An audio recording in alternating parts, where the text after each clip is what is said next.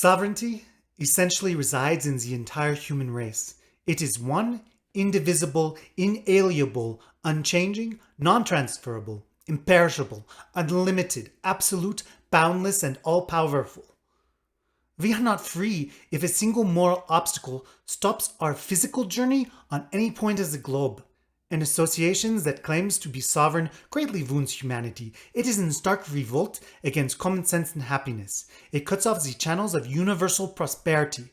Its constitution, lacking at its base, will be contradictory, daily, and shaky. For these undeniable facts, the solidarity, indivisible sovereignty of mankind necessarily results. For we want full, intact, irresistible freedom. We do not want any other master than the expression of absolute, supreme general will. As the sovereign's representatives, our accountability will be daily and constant. Our decrees will be dictated by love of freedom and horror of tyranny. The National Convention will not forget that we are representatives of humanity. Our mission is not confined within the departments of France. Our powers are countersigned by all of nature. The difference in costumes, cultures, and cults will not disturb social harmony. The elastic ties of human rights bend to all circumstances favorable to humanity. Nothing in the world could disunite the Republic of Human Rights. Let's not get lost in absurd assumptions. Common sense and freedom will never refuse reasonable plans. Science will always be preferred to ignorance, light to darkness, quietude to tribulation, economy to prodigality, conservation to dilapidation, equitable successions to tyrannical substitutions, democracy to aristocracy, civic crowns to letters of nobility, human rights to usurped rights. The human spirit delights in simple forms. It irresistibly tends towards peaceful unity. Finally, I predict that humanity will one day emulate nature, which does not recognize foreigners, and wisdom will reign over both hemispheres in a republic of united individuals. I advocate for a globalized, unified world where there are no divisions based on nationality or religion, and all people are equal under the law.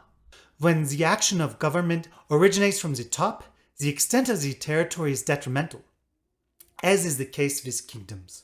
But a government that draws its energy from the base, the more you widen this base, the more vigorous the government will be. This is the case of the Universal Republic.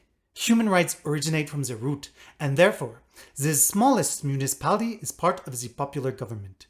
The rights of the king start from the branches, and therefore, the slightest hovel offers strong resistance to the oligarchic government. Our republic will never be too vast because a government will extend with it. It is the extension of the surrounding states that hinders our eternal administrations. The more we extend, the less we will be hindered. Nature has given vine to one country, wheat to another. Our country occupies the top of a river. Another, its mouths. Everything deteriorates by raising a wall between the vine country and the wheat country. Let's imitate nature if we want to be its happy children.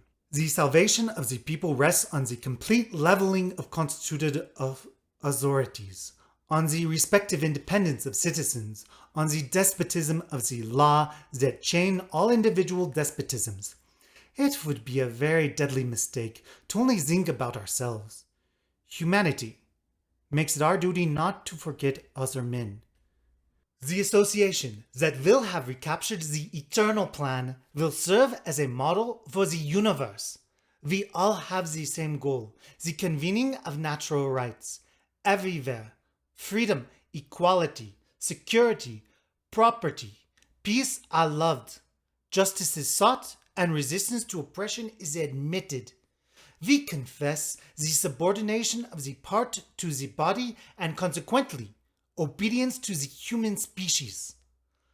I therefore propose to the French Convention, as well as the other conventions of the world, to decree or declare preliminary the fecund and attractive principle of indivisible sovereignty, the supreme and unique will of the human race.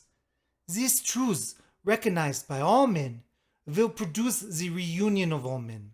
Let us lay this broad base today and our subsequent work will be imperishable. We will count one more great day in the annals of the regeneration of the world.